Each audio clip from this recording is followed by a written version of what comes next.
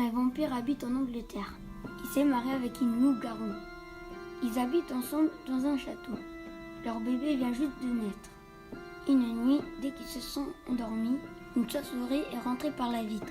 Elle est venue prendre le bébé qui était dans sa chambre tout seul. Elle voulait le tuer parce que la chauve-souris et le vampire sont ennemis. Elle l'emmène dans une maison que personne ne connaît. Le matin, le vampire a vu que le bébé n'était pas là. Il a su que c'était la chauve-souris. Il se sentait mal et triste. Il est parti à sa recherche. La chauve-souris a laissé le bébé tout seul à la maison. Elle est partie quelque part, elle a croisé le vampire. Il lui a dit « Il est où le bébé ?»« Il est dans une maison que personne ne connaît », a répondu la chauve-souris méchamment. Le vampire a mis la chauve-souris à terre et l'a croquée à la gorge. La chauve-souris l'a griffé au visage et elle s'est échappée. Il s'est transformé en chauve-souris et il l'a suivi. Après, la chauve-souris est arrivée dans la maison. Le vampire est rentré en cachette. Il a vu le bébé, il s'est retransformé en vampire. La chauve-souris était dans la cuisine. Le vampire est allé dans la chambre et il a pris le bébé. Il s'est échappé par la vitre. La chauve-souris est rentrée dans la chambre. Elle n'a pas vu le bébé. Elle est sortie par la fenêtre. Elle les a vus juste devant et elle a voulu prendre le bébé. Le bébé a utilisé un super pouvoir. Il a croqué la chauve-souris avec ses dents de vampire, fort comme un loup-garou. La chauve-souris est morte. Le bébé et son père sont rentrés au château. Ils étaient sains et saufs.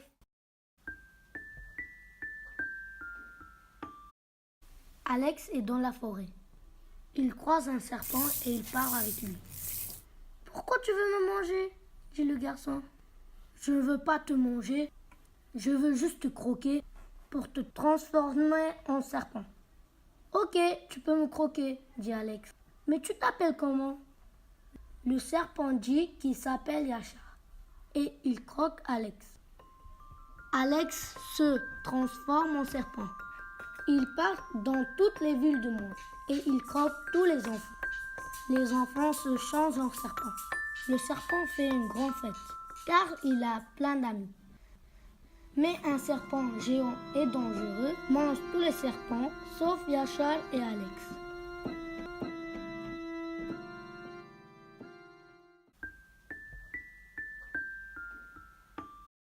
Le Père Noël distribue des cadeaux aux enfants sages en Afrique. Il était dans le ciel, la lune était ronde et s'est arrêtée pour donner les cadeaux aux enfants gentils. Le loup-garou a reconnu le Père Noël avec ses vêtements. Il est caché derrière l'arbre. Viens, je te manger. Il court après le Père Noël, il l'attrape et le mange. Les enfants n'ont plus de cadeaux, ils sont tristes. Caramel, le loup-garou, remplace le Père Noël. Il est méchant, il va dans les maisons pour donner les cadeaux et en fait, il va manger les enfants.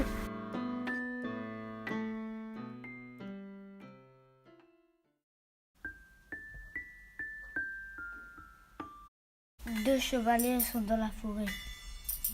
Il y a une armée qui vient pour la faire la guerre. Ils ont besoin d'aide. Il s'appelle le magicien avec le téléphone portable. Le magicien vient en volant. Après, il lance le feu avec sa baguette. Il y a plein de morts. Toute l'armée part parce qu'ils ont eu peur. L'armée appelle la police. La police attrape le magicien et l'enferme dans une boîte.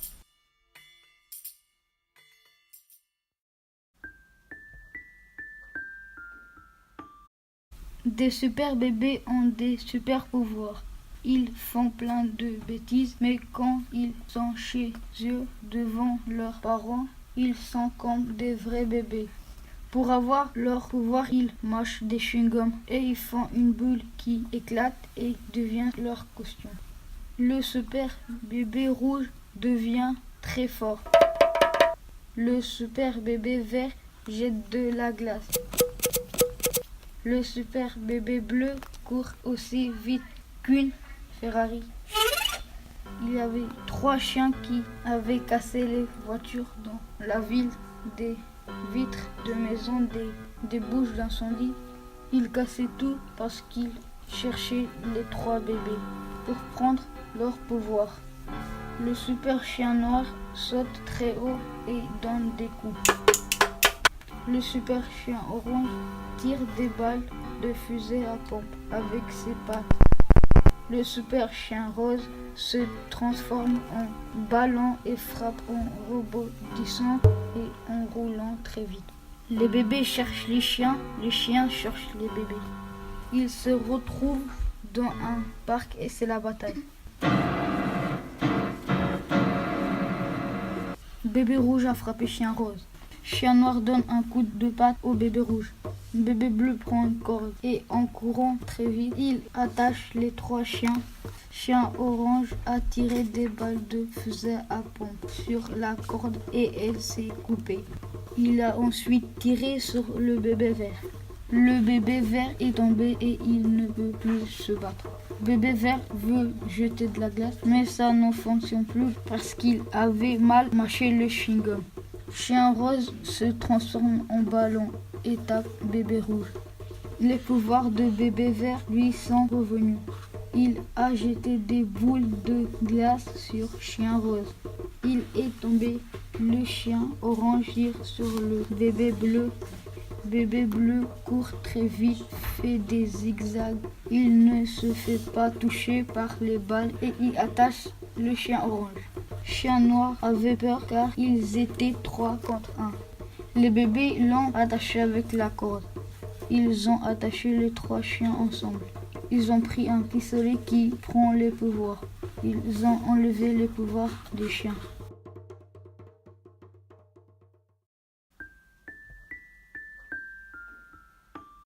La sorcière Alexandra est allée dans le monde de sorcières pour demander une potion magique à la sorcière spécialiste. Elle veut être belle pour que le prince soit sous le sort. Est-ce que c'est possible de faire une potion magique pour que le prince charmant tombe amoureux de moi? Oui, mais il faut que tu fasses quelque chose pour moi. Je vais faire tout ce que tu veux. Dis-moi ce que tu veux et je le ferai. La sorcière spécialiste demande une grenouille verte avec des petits boutons rouges. Il faut que tu trouves le pays où tu trouveras la grenouille, lui dit la sorcière spécialiste. Je connais un pays dans la jungle, il y a des grenouilles. Je vais y aller avec un bateau, a répondu Alexandra.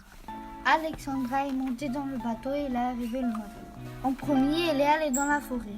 Elle a cherché jusqu'au coucher du soleil. Elle ne l'a pas trouvé. Après, elle a pris son bateau pour aller dans la jungle. Elle est descendue la nuit. Elle a cherché dans un lac où il y avait des crocodiles.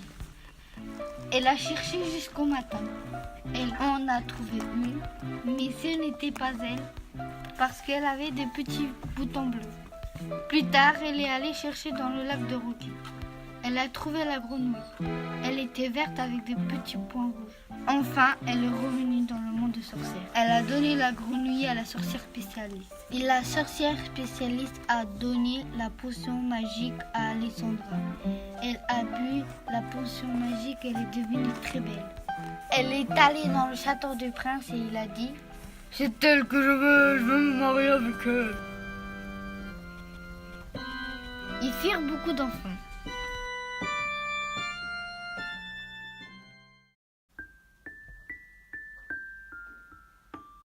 Il était une fois un géant et son très grand chien qui en avait marre de vivre dans la forêt parce qu'il n'y avait rien. Pas de magasin, pas de salon de toilettage, pas de vétérinaire. Ils sont partis dans une très grande ville où il y avait des maisons et des immeubles. Ils sont partis voir une maison et ils l'ont achetée. Quand ils marchaient, toutes les maisons à côté tremblaient. Il y en avait qui tombaient. Il y avait des blessés et des morts. Du coup, tous les gens de la ville ont décidé de se voir. Ils étaient en colère. On va aller l'attaquer parce qu'il détruit nos maisons. Ah oui, on peut l'attaquer avec des flèches en feu. Ok, on va l'attaquer. Les gens courent vers le géant. Ils lancent des flèches, mais il est trop haut, ils peuvent pas l'atteindre. Du coup, ils fabriquent une potion pour qu'il rétrécisse. Mais la potion ne fonctionne pas. Le géant dit « Je voulais pas ça, je verrai pas et toutes les bêtises que j'ai faites. » Le chien est parti chercher du bois et des briques. Il a fabriqué du ciment. Avec tout ça, le géant et son chien ont construit des maisons et des appartements très solides, qui ne tremblaient pas et qui ne s'effondraient pas.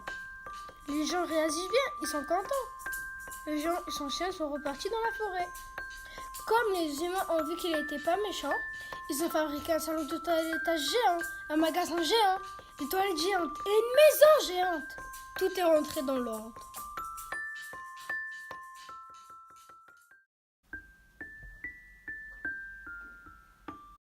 En Laponie, un vampire a creusé un trou juste à côté du traîneau du Père Noël.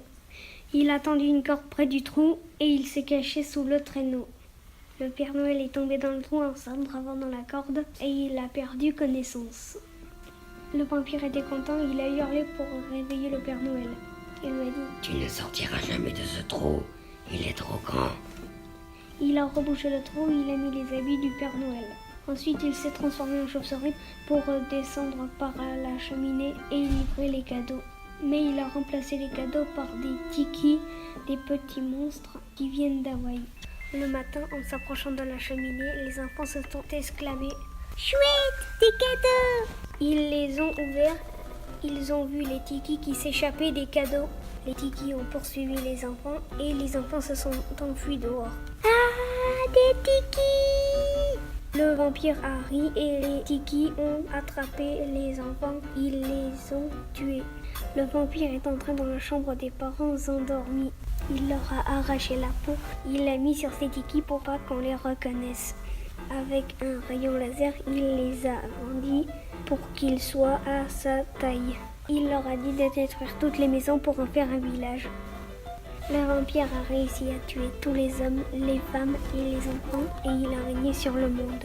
Mais les lutins du Père Noël vont essayer de sauver le monde.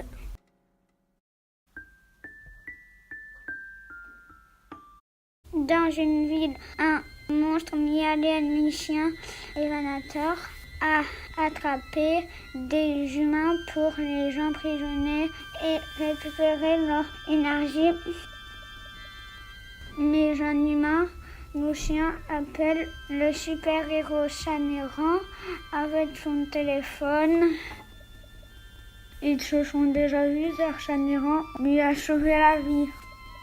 Chaniran a trouvé le super méchant en regardant à travers le sol car c'était une base souterraine. Il a défoncé la porte de la base secrète du méchant.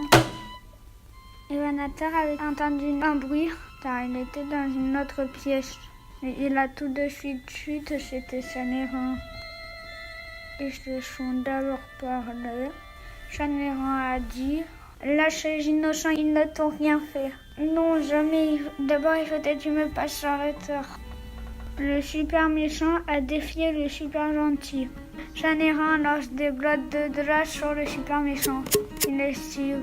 Le super gentil lance des boules de feu. Il n'arrive pas à l'esquiver et il se brûle les fesses. Évanateur tourne sur le super gentil pour lui donner des coups de poing et des coups de pied, mais Chaniran esquive. Chaniran utilise à terre son pouvoir de glace. Il lance 9 boules de glace. Le super méchant ne peut pas les éviter. Évanateur est glacé.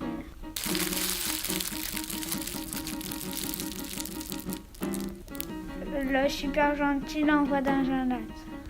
Il glace le lac et le super méchant est emprisonné. Chaniran doit rendre l'énergie aux humains. Il inverse le processus pour que ça leur rende l'énergie. Il le libère enfin.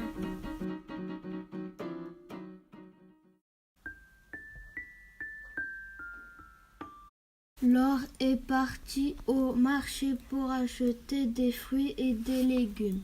Sur le retour dans la rue où elle marchait, un voleur est venu.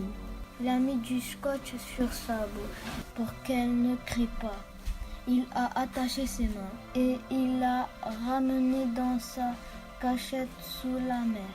Pour y aller, il a appuyé sur un bouton caché sur un arbre. Ça a ouvert une porte cachée dans la montagne. Le voleur est rentré dedans avec l'or. Il a fait s'asseoir la fille sur une chaise et il a attaché avec une corde très serrée. Le voleur a pris un téléphone dans sa poche. Il a enlevé le scotch de la bouche de l'or et il lui a demandé « C'est quoi le numéro de ton père ?» 03169330.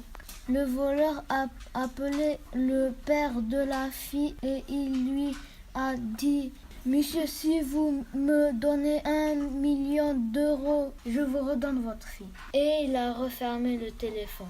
Le père était en colère. Il a appelé son loup en sifflant. Le loup a vu que le père était triste et il s'est transformé en loup-garou. Il pouvait parler et il a dit au père « Pourquoi tu es en colère ?»« Parce qu'un voleur a capturé l'or et veut 1 million d'euros, a répondu le père. Le loup est sorti. Avec ses yeux, il pouvait voir à travers toutes les choses. Il pouvait aussi voler.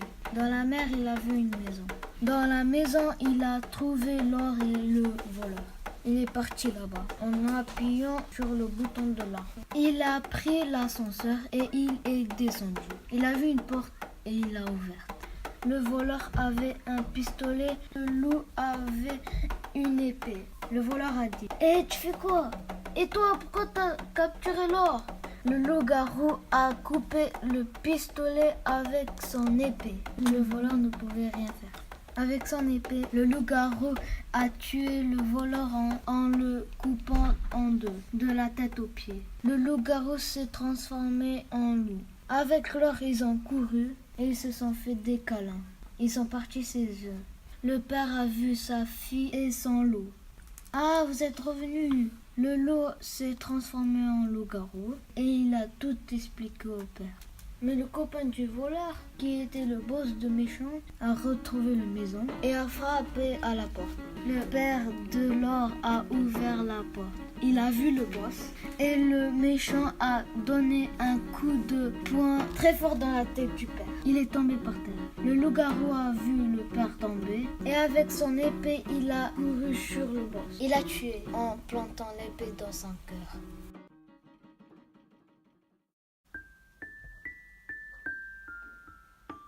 Une maman cyclope vivait dans une grotte. Elle était seule dans son coin. Un tyrannosaure habitait seul dans la forêt. C'était le plus grand de tous les dinosaures. Il n'avait pas d'amis. Une nuit, la maman cyclope est allée cueillir des pommes dans la forêt. Elle a fait tomber une pomme par terre et elle l'a écrasée car elle ne l'avait pas vue. Ça fait un gros bruit et le tyrannosaure se réveillait. Ensuite, il a vu quelque chose. Il croyait que c'était un monstre et il est reparti. Le lendemain matin, la maman cyclope était toujours en train de cueillir des fruits. Le tyrannosaure s'est réveillé, il a mangé son petit déjeuner et il est allé se promener dans la forêt. Il a aperçu la maman cyclope. « Qui es-tu ? Qui es-tu » on dit en même temps le tyrannosaure et la maman cyclope. « C'est ma forêt !» dit très gentiment le tyrannosaure. « C'est la forêt de tout le monde !» répond la maman cyclope. « Mais c'est moi le premier de tous les tyrannosaures à être né. » Ça n'a rien d'important, moi je suis la première à être née de tous les cyclopes. Le dinosaure en avait marre de parler. Il est rentré chez lui pour aller faire un gros dodo. La maman cyclope voulait grimper dans les arbres pour prendre des pommes parce qu'elles étaient très très très bonnes. Elle est tombée parce que l'arbre était trop grand pour elle. Elle avait besoin d'aide. Elle a crié très fort. Ensuite, le tyrannosaure en avait marre parce que la maman cyclope criait vraiment trop fort et qu'il avait failli devenir sourd. Donc, il est allé l'aider pour qu'elle arrête de hurler. Il n'a pas grimpé car il était plus grand que l'arbre. Il a cueilli les pommes avec sa bouche car il n'avait que 3 doigts. La maman cyclope a dit « Merci !» Soudain, un monstre inconnu est venu kidnapper la maman cyclope. Il a des écailles partout et il a des millions de pattes. Une toute petite queue avec plein d'écharpes et 10 yeux. Quand il regarde les fleurs, elles pourrissent. Il a toujours un nuage avec des éclairs au-dessus de lui. Et son plat préféré, c'est les cyclopes. Avec ses millions de pattes, il l'a prise. Le dinosaure parla méchamment. « Relâche-la !» Le monstre a rigolé. Le tyrannosaure était très en colère. Il l'a mordu, très fort en plus. Le monstre s'est enfui parce que ça faisait trop mal. Il n'a plus jamais voulu revenir dans cette forêt. La maman cyclope a fait un bisou au tyrannosaure parce qu'il lui avait sauvé la vie. Ils se sont mariés et ils ont fait des bébés.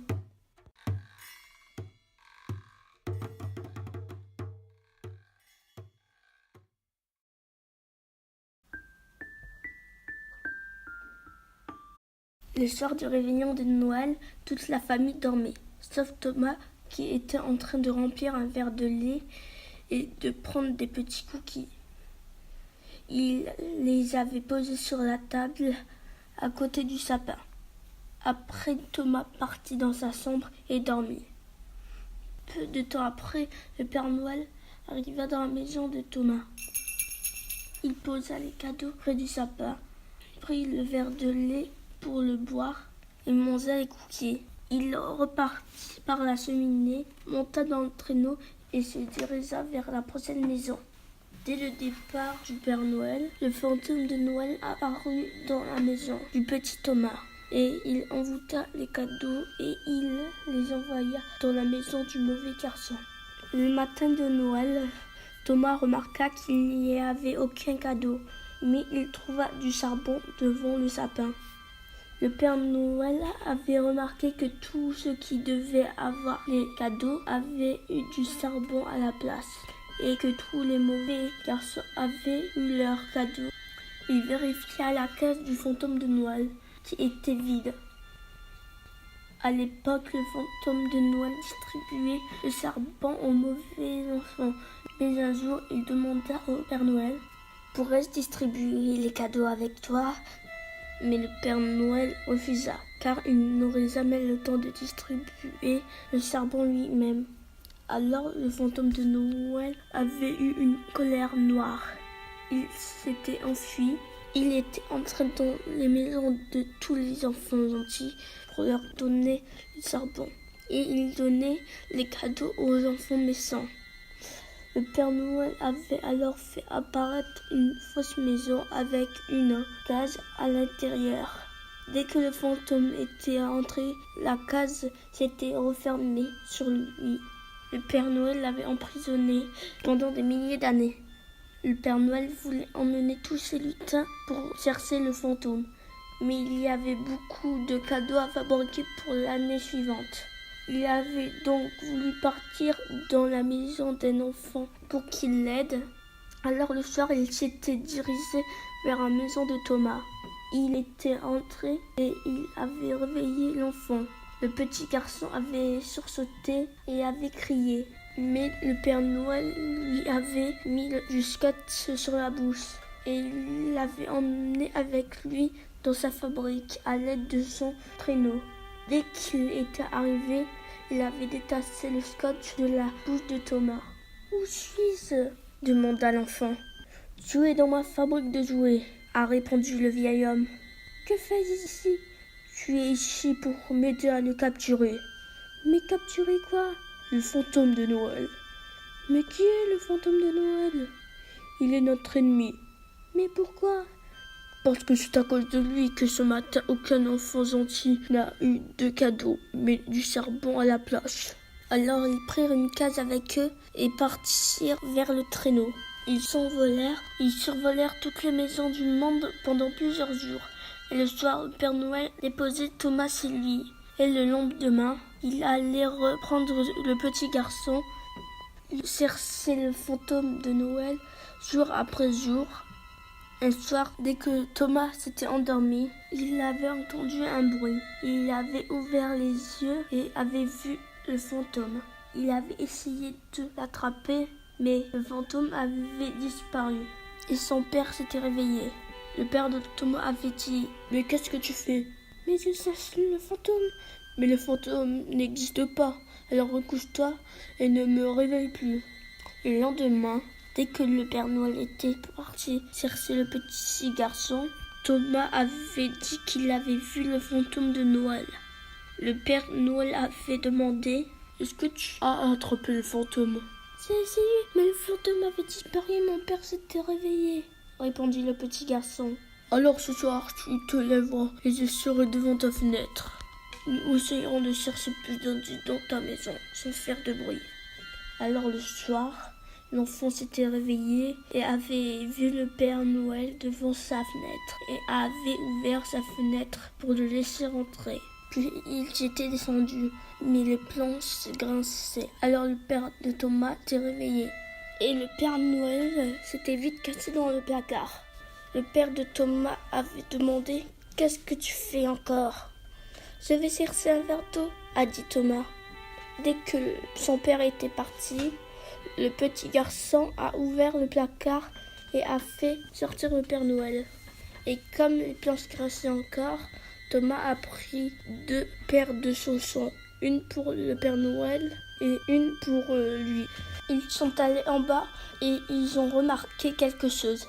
Ils ont vu que la table de la salle à manger avait disparu. Ils ont entendu un bruit dans la chambre du petit garçon et ils sont vite remontés. Et ils ont vu le fantôme emporter le lit de l'enfant. Thomas est monté dans le traîneau.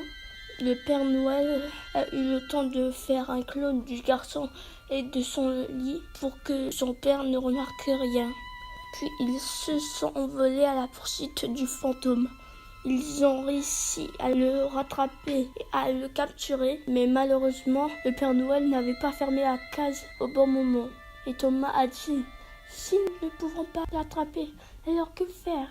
Je ne voulais pas en arriver là. Arriver à quoi, Père Noël ?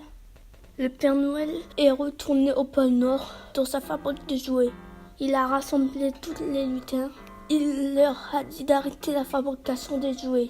Il leur expliqua ce qui s'est passé et il leur dit de faire quelque chose pour attraper le fantôme.